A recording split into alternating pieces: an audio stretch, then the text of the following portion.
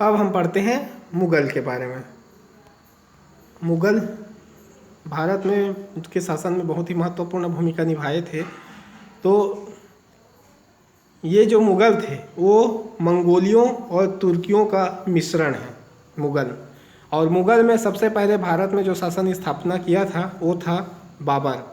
तो बाबर के बारे में जानते हैं। बाबर का जन्म जो 1483 में फरगान में हुआ था और इसके माता चीन या मध्य एशिया का था, जबकि पिता इनका ईरान, इराक या तुर्की एरिया का था।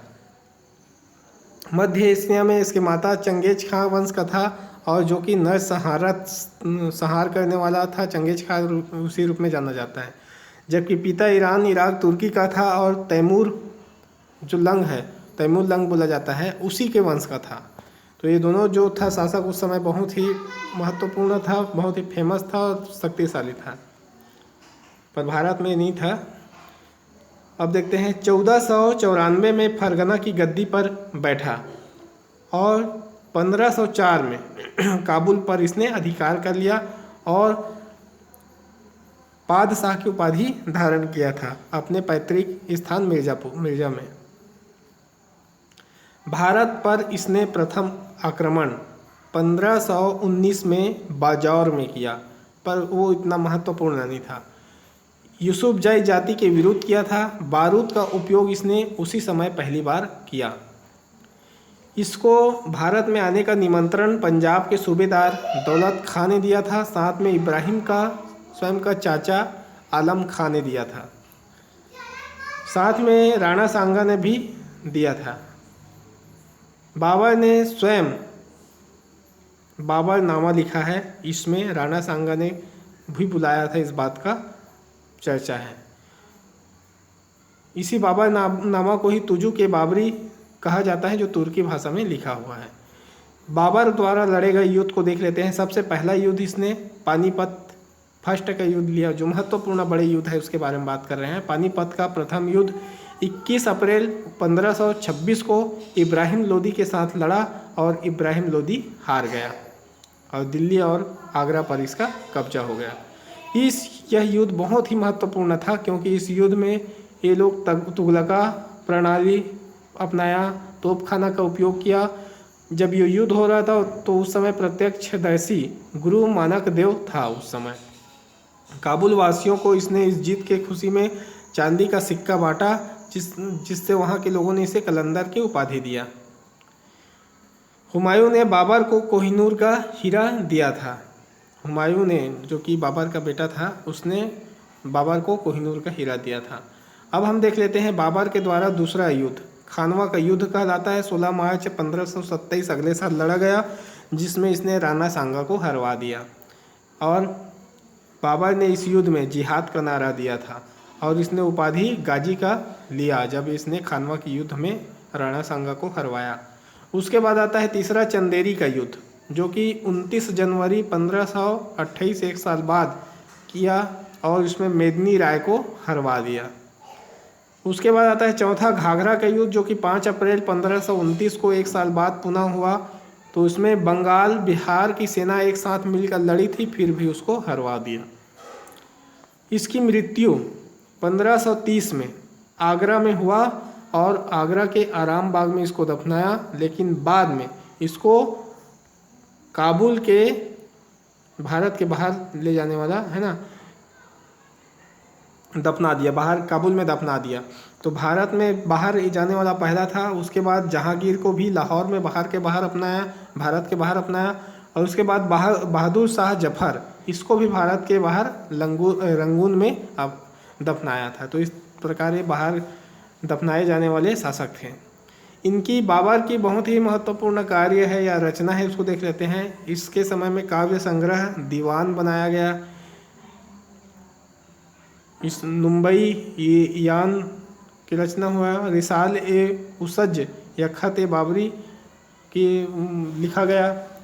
आगरा में इसने आराम बाग बनवाया, जहाँ इसकी को दफनाया गया था। सड़क मापने के लिए गज ए बाबरी बनाया गया था। अब्दुल रहीम खान खाना ने बाबरनामा की रचना किया, मतलब बाबर तो स्वयं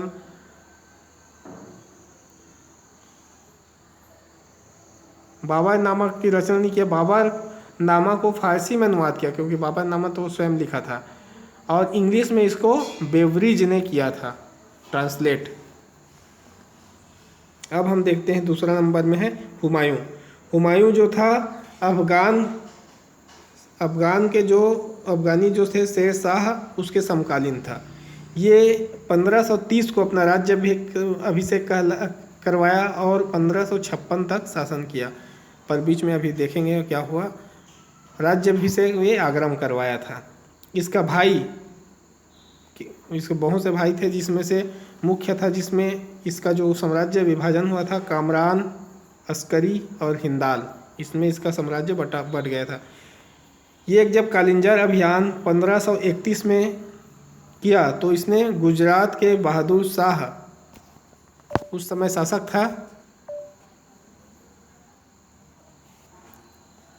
बहादुर शाह था, और उसके बाद देवरा का अभियान किया इसने 1532 में। उस समय महमूद लोदी को इसने हरवा दिया। चुनार के किला को ये जीता, इस पर भी आक्रमण किया था। ये शेर खां उस समय शासक था, जिससे अब शेर खां से इसकी दुश्मनी शुरू हो जाएगा। तो चौसा का युद्ध 1539 में शेर खां के खिलाफ किया, जिसमें शेर खां जीत गया और हुमायूं हार गया। शेर शाह सूरी तब से इसको कहा जाने लगा, शेर खां को। अपने नाम का इसने शेर खां ने अपने नाम का सिक्का चलाया और खुतबा पढ़वाने का आदेश भी इसने निकाला। उसके बाद होता है बिलग्राम या कन्नौज का युद्ध, जो कि 1540 में 1 साल बाद फिर हुआ और शेर खां फिर से जीत गया। और शेर खां की मृत्यु 1545 में होता है। क्योंकि यहाँ शेर खां के बारे में अलग से पढ़ेंगे, तो बस शेर खां के बारे में इतना है, आगे देखते हैं। मच्छीवाड़ा का युद्ध 1555 में हुआ, जिसमें ततार खां जो है वो हार गया। उसके बाद सरहिंद का युद्ध 1555 में ही हुआ। उसमें सिकंदर शाह सूरी को हरवाया और पुनः दिल्ली पर हुमायूं आ गया। उस समय हुमायूं का जो सेनापति था वो बैरम खां था। यही बैरम खां बाद में अकबर का देख रेख करेगा। और हुमायूं की मृत्यु 1556 में हो जाता है। और इसको कैसे होता है, दिन पनाह के जो पुस्तकालय थे, पुस्तकालय की सीढ़ी से ये उतर रहा था हुमायूं, और फिसलने से इसकी मृत्यु हो गया। जब बिलग्राम या कन्नौज में जब युद्ध हुआ 1540 में, तो उसी समय मलिक मोहम्मद जायसी ने पद्मावत लिखा था।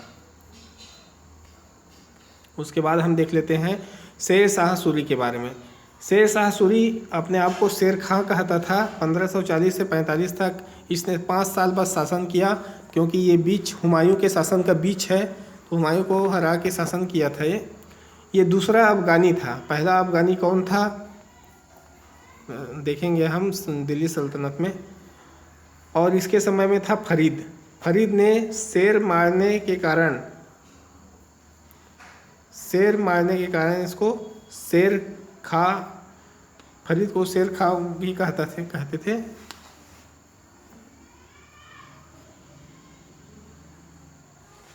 शेर खां कहा, और ये कहा बहार खां लोहानी ने।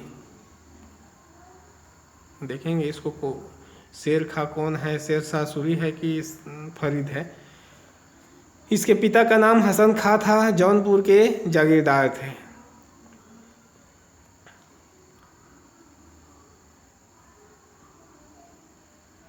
ये क्या है,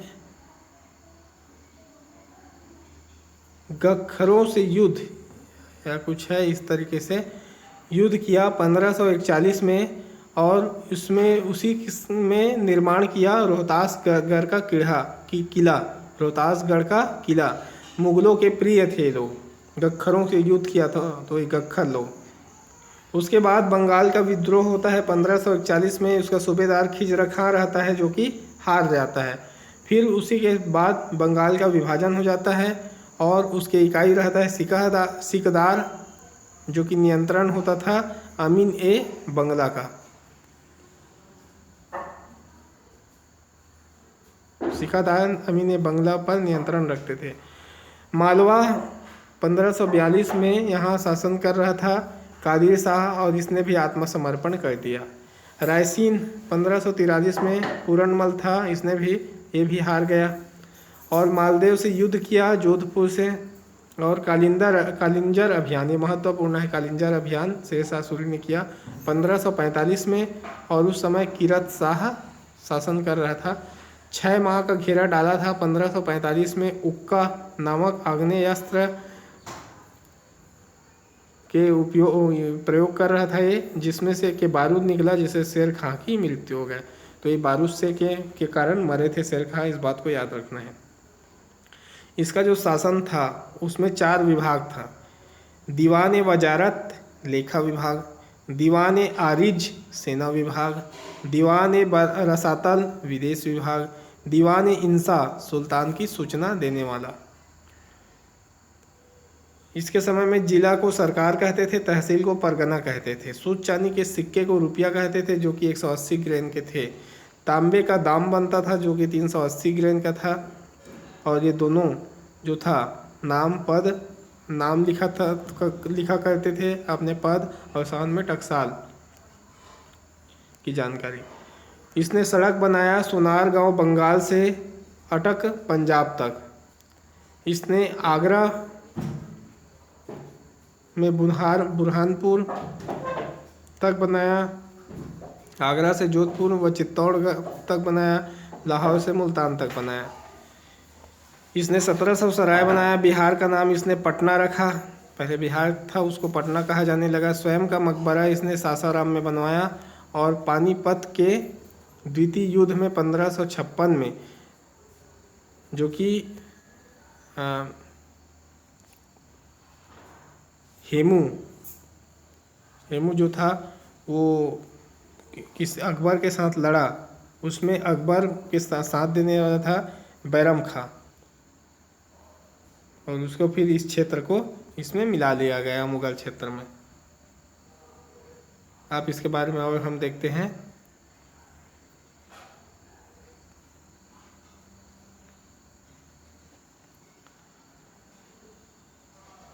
ये हुमायूं के बारे में है।